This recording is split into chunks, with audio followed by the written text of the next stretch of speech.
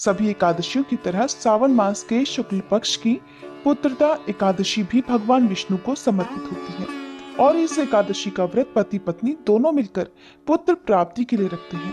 पुत्रदा शब्द का अर्थ है पुत्रों को देने वाली, इसलिए ऐसा माना जाता है कि सावन महीने में पुत्रदा एकादशी व्रत रखने से पुत्र प्राप्ति की इच्छा पूरी होती है, निसंतानों को संतान सुख मिलता है।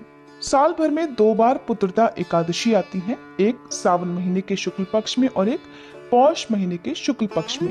इस दिन निर्जल, निराहार या फिर फलाहार ग्रहण करके उपवास रखा जाता है। जो लोग पुत्र प्राप्ति की इच्छा रखते हो तो उन दोनों दंपत्ति को मिलकर इस व्रत को धारण करना चाहिए।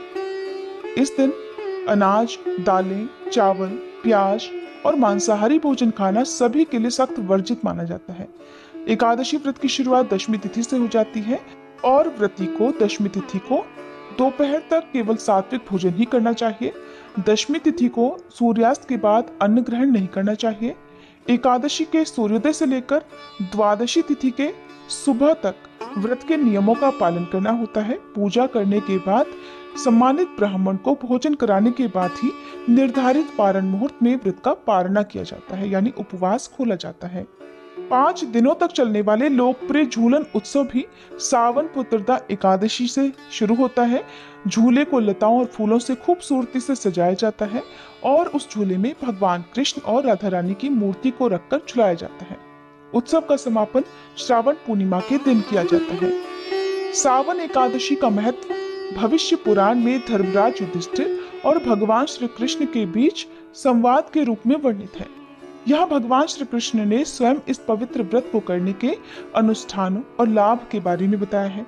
पुत्र प्राप्ति के आशीर्वाद के अलावा विष्णु भक्त अपने पापों को धोने और मोक्ष प्राप्ति की इच्छा से भी इस एकादशी का व्रत करते हैं।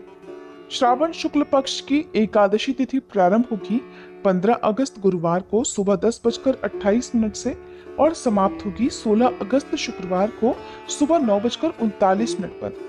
क्योंकि इस बार एकादशी की तिथि 2 दिन रहेगी, गुरुवार और शुक्रवार को, लेकिन जो एकादशी गुरुवार के दिन पड़ेगी वो दशमी तिथि मिली हुई एकादशी होगी।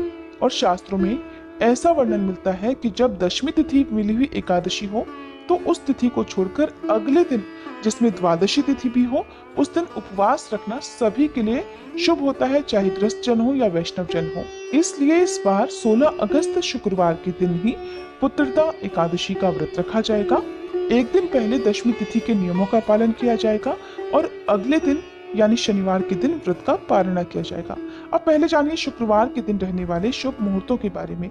शुक्रवार के दिन सूर्योदय होगा सुबह 6:07 पर, सूर्यास्त होगा शाम 6:54 पर। ब्रह्म मुहूर्त सुबह 4:31 से 5:19 तक रहेगा। अमृत काल सुबह 6:27 से 8:02 तक रहेगा।